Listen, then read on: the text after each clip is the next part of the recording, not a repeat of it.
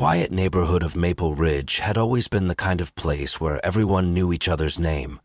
The streets were lined with neatly manicured lawns, and children played freely in the parks. Life moved at a steady pace, the kind of pace that made the area feel like a sanctuary from the chaos of the world.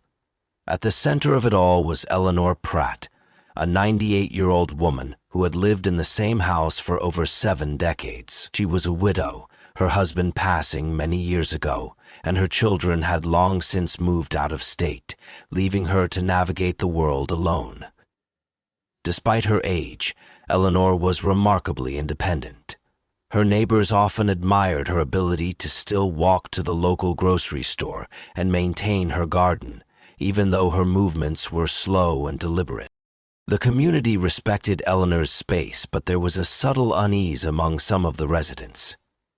In recent months, Eleanor had become more reclusive, rarely venturing outside her home after dark. People speculated about her health and the toll that age was taking on her, but no one ever checked in too closely. Her home, however, had a certain air of mystery surrounding it. Overgrown ivy crept up the front of the house, and the old wooden shutters creaked whenever the wind blew, giving it a haunting, almost abandoned appearance. Unknown to the residents, Eleanor's house was being watched. Across the street, Owen Parker, a 16-year-old high school student, had recently moved in with his aunt and uncle. Owen wasn't like the other teenagers in the neighborhood. He kept to himself, rarely spoke with anyone, and spent most of his time alone in his room, staring at his phone or sketching in a notebook. His unsettlingly morbid drawings often depicted dark and violent scenes, and while he kept them hidden from view, his online activity was another matter. Owen spent hours scrolling through forums dedicated to true crime, death, and the macabre.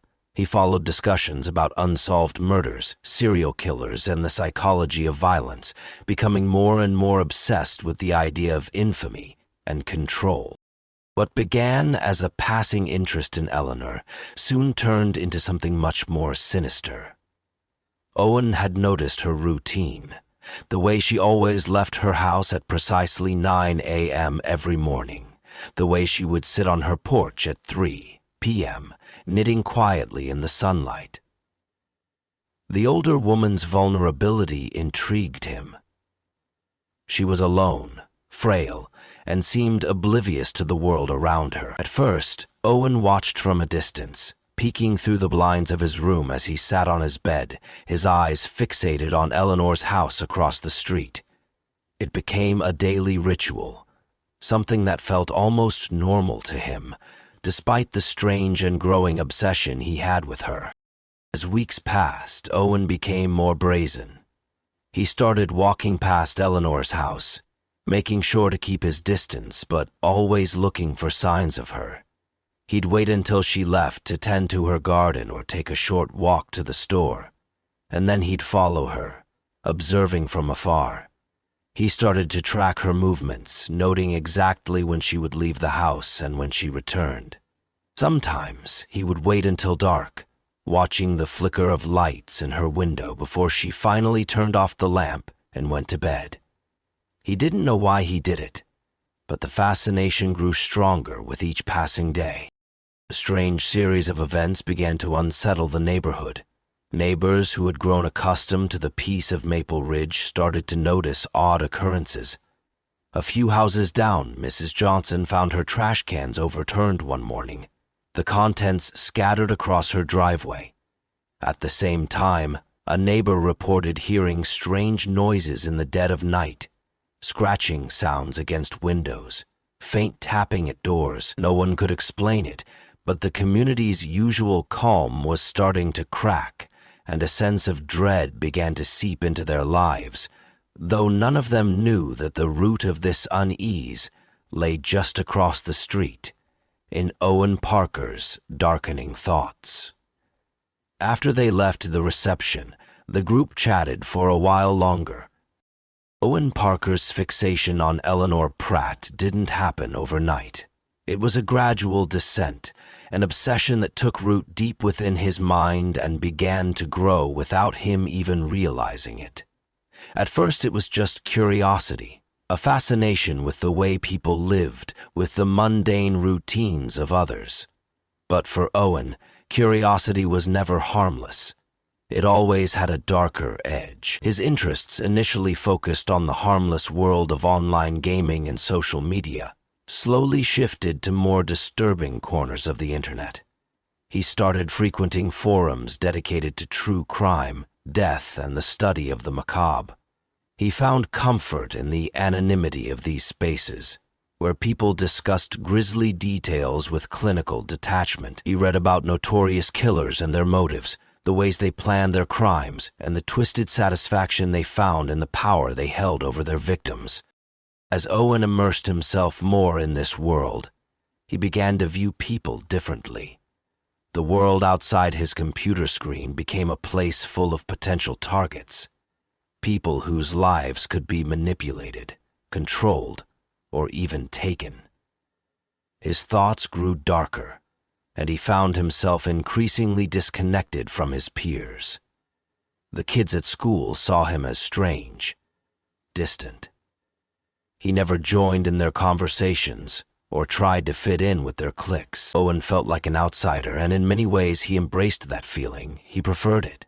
After all, the lonelier he was, the easier it was to hide his true thoughts, to keep his growing darkness a secret from everyone around him. It was Eleanor who caught his attention most. At first, he wasn't sure why. There were plenty of other people around, people his own age. But Eleanor represented something different. Fragility. She was old, living alone, and her life had been reduced to a series of simple, predictable routines. Owen could track her movements easily. He could predict when she would leave her house, when she would sit outside, when the lights would go out at night. There was something almost comforting about her predictability, but it was also a point of vulnerability.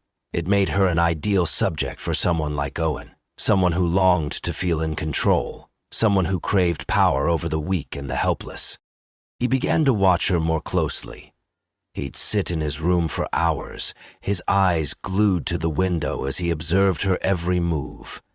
He memorized the patterns of her life. The time she would leave her house to fetch the mail, the way she took small, deliberate steps when walking to her car, the way she adjusted her glasses as she sat on her porch each afternoon. Each detail fascinated him. He found himself studying her in the same way someone might study an insect under a microscope, dissecting each movement, looking for weakness. At first, Owen kept his distance. He was content to simply watch, to observe without getting involved. But over time, the thrill of watching Eleanor from afar began to lose its allure. He wanted more. He wanted to know what it would feel like to be closer to her, to be the one who controlled the space between them. He began walking by her house when she wasn't around, keeping to the shadows, moving like a ghost in the night. Sometimes he would stop, standing just outside her view, lingering at the edge of her property. It felt like a game, an unspoken challenge to see how close he could get before she noticed. As his obsession deepened, Owen's actions became bolder. He started to find excuses to cross paths with her. If he saw her on the sidewalk, he would hurry past, just close enough to catch a glimpse of her face, to see her expressions as she glanced up from her knitting or reading. But it wasn't enough. He needed more. He needed to be involved in her life in a way that went beyond mere observation. It was then that the thought began to creep into his mind, the idea of entering her house, of taking control over her in the most intimate and horrifying way possible. But Owen didn't act immediately. He was patient, watching, planning.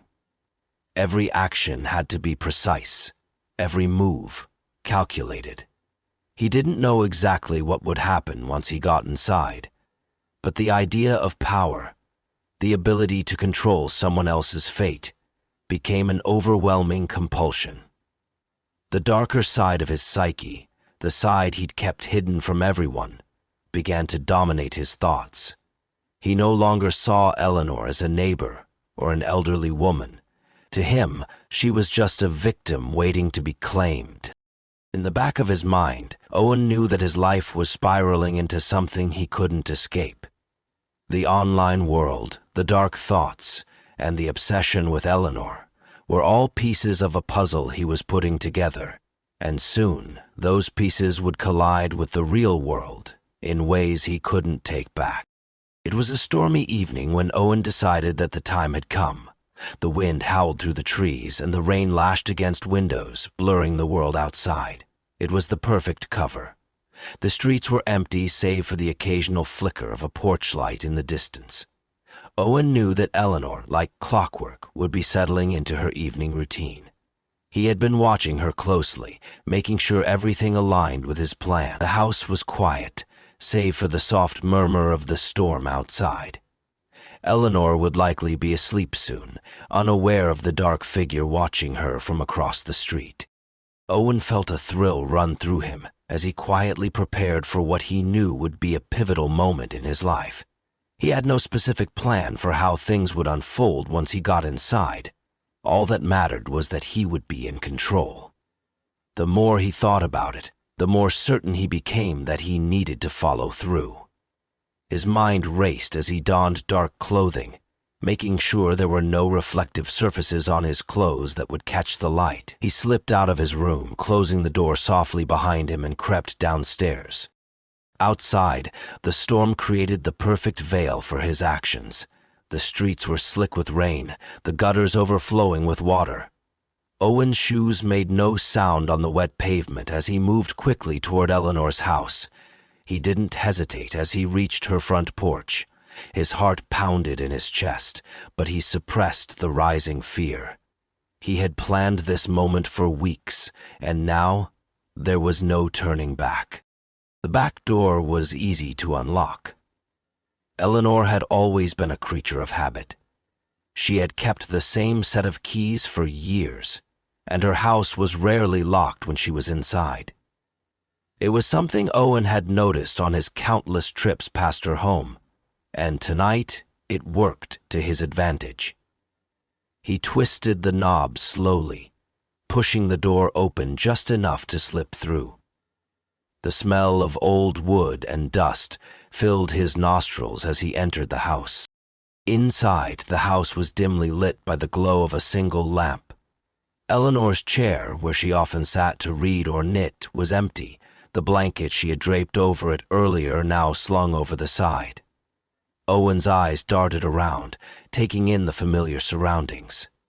He had seen this room 100 times, each time growing more familiar, more intimate. He could picture Eleanor moving through the space, her frail hands brushing against the furniture, her tired eyes scanning the pages of a book. But tonight it was his. Owen moved silently, his footsteps muffled by the carpet. His pulse quickened as he crept through the hallway, stopping briefly at the kitchen, where a small light flickered in the corner. The air was thick with tension. He was getting closer to his goal, closer to the feeling of power that had been building inside him for so long. His breath quickened as he reached the doorway to the living room. There, in the chair by the window, sat Eleanor. She had fallen asleep in front of the television, the soft hum of a show playing in the background. Her glasses sat crookedly on the bridge of her nose, and the blanket she'd wrapped around herself had slipped off her shoulders. Owen's eyes fixated on her. The vulnerability in her face, the way her body seemed to sag into the chair, made her seem almost fragile, like a doll waiting to be manipulated. He had to fight the urge to smile as he stepped closer. The room was quiet except for the rain and the occasional creak of the house settling. Owen's mind raced. He moved carefully, knowing he had only one chance to act without being detected. He wasn't here just to watch anymore. He was here to take control, to turn his dark thoughts into a physical reality. His hands were clammy as he approached Eleanor, but he ignored the sensation. This was what he had been waiting for. His fingers brushed against her shoulder, shaking her gently, and her eyes fluttered open. At first there was confusion, a momentary disorientation, before her eyes widened in shock. But before she could scream or react in any meaningful way, Owen had already moved swiftly to silence her. The room, once quiet and peaceful, was now filled with the muffled sounds of struggle. It was over quickly. The storm outside drowned out any sound of distress as Owen stood there, feeling the weight of the moment press down on him. He didn't feel regret or fear.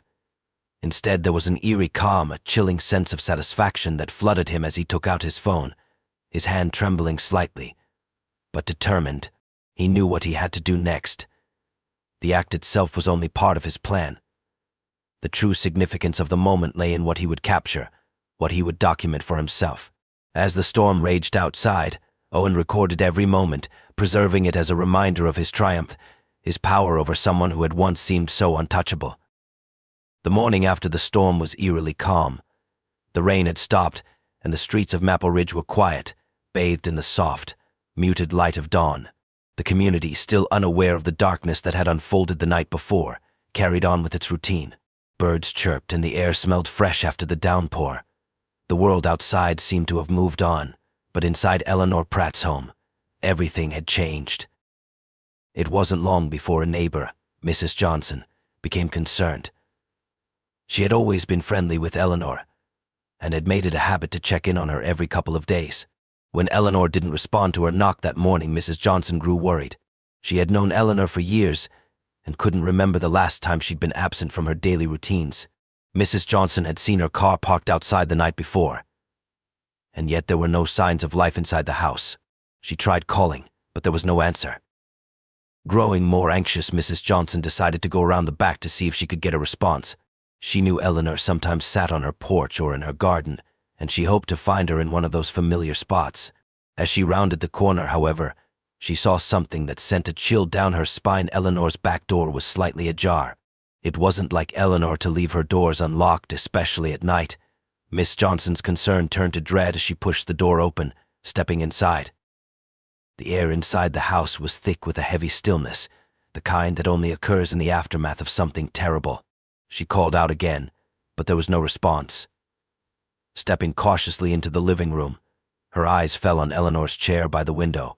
The room was in disarray, with a lamp knocked over, its light flickering weakly. The blanket that usually rested across Eleanor's lap was askew on the floor. Mrs. Johnson's heart skipped a beat when she noticed something was terribly wrong.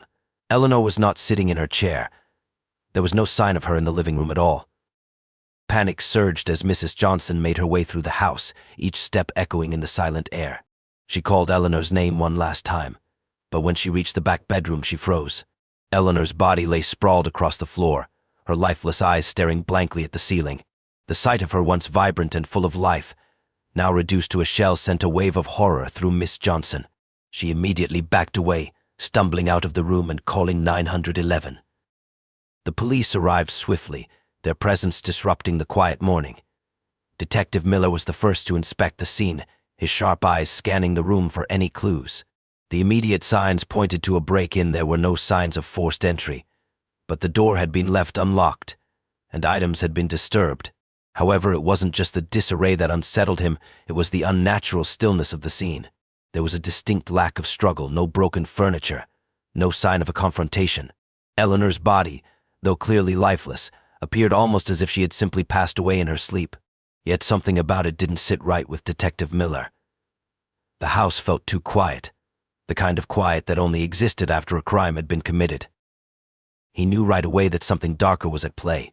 As the team scoured the house, looking for any trace of evidence, one of the officers discovered Owen Parker's phone, carelessly left in a corner of the room, half hidden under a pile of discarded clothes. The phone contained disturbing footage, videos that would haunt the investigation and set the course for what was to come. The officers had found what they needed, though they didn't yet know just how deep Owen's twisted actions ran. As the news spread through the community, the horror of Eleanor's murder shocked the residents of Maple Ridge. Questions swirled, rumors spread, but no one could have predicted the revelation that would soon unfold. The calm facade of the neighborhood had been shattered, and the truth about the monstrous crime that had taken place behind closed doors was just beginning to come to light. The discovery of Eleanor Pratt's body sent shockwaves through the small town of Maple Ridge, but the true horror lay in what would come to light in the following days. The police had already uncovered disturbing evidence that pointed toward Owen Parker, a quiet 16-year-old who had only recently moved to the neighborhood. His name had never raised any red flags, but now the dark side of his life, a side no one had seen, began to unravel with chilling speed. As investigators scoured Owen's phone, the footage they uncovered was enough to send a cold shiver down the spine of anyone who watched it. The videos were methodical, disturbing, and incomprehensible to anyone who hadn't already been steeped in Owen's twisted mind. They showed every grim moment of Eleanor's final hours, the way she had peacefully sat in her chair, unaware that her life was about to be stolen from her. But the horror didn't end there. The videos continued to capture Owen's complete disregard for the value of life, his calm detachment as he moved from one gruesome moment to the next, documenting it all with chilling precision. The footage wasn't just a record of the crime. It was an attempt to immortalize the act itself. Owen wasn't just seeking control over Eleanor, he was seeking to make his mark, to be remembered in a way that only the most infamous figures ever were. When Owen was arrested, it came as no surprise to anyone who had heard the reports. The quiet teenager, whose unusual behavior had always been dismissed as eccentricity, was now the face of a horror that